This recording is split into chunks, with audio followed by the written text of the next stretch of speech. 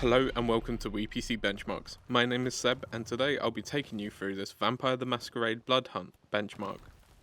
The game has just been released into early access on Steam and is a battle royale game where you play as vampires, fighting each other to be on top in Prague, either solo or as a team.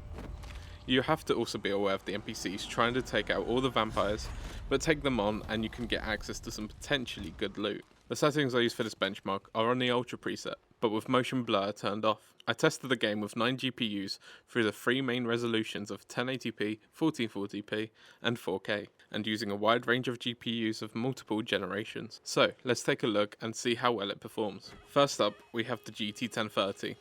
And well, it's not an ideal performance with an average of 10 FPS and a 1% of 6 and a 0.1% of 4. But to be fair, this is below recommended specs, so I'm not expecting it to perform that well. I did attempt to do a 1440p and 4K, and well, at 1440p I do get an astounding average of 5 FPS, and a 1% of 3 and 0.1% of 2.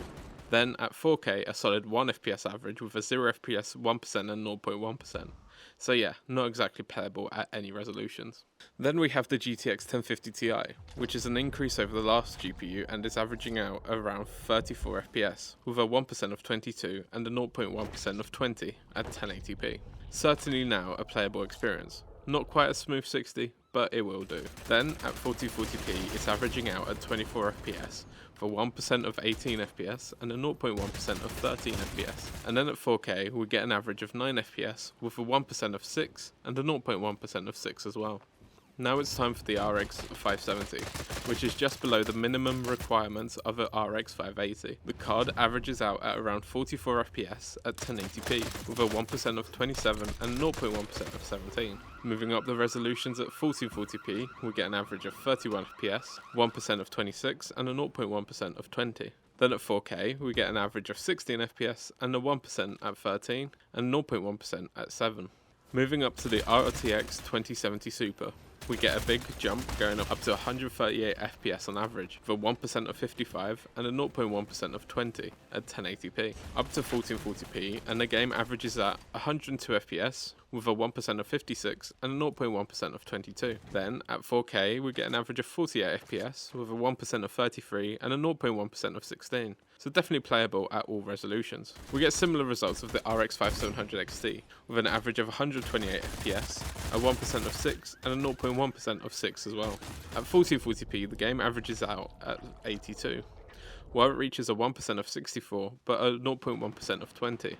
Then at 4K it averages out to 48 FPS with a 1% of 19 and a 0.1% of 9. Again we move up to another generation and start with the RTX 3060 Ti. And at 1080p it averages out at 157 FPS with a 1% of 52 and a 0.1% of 27. Moving up to 1440p the game averages at 125 FPS and then 1% of 64 and 0.1% of 39. And then at 4K the game averages at 70 FPS with a 1% of 51 and a 0.1% of 36. Then on the AMD side we have the RX 6600 XT.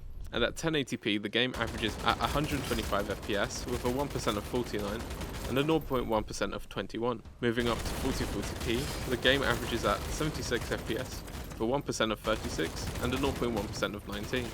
And then at 4K the game averages out at 41 FPS with a 1% of 17 and a 0.1% of 5.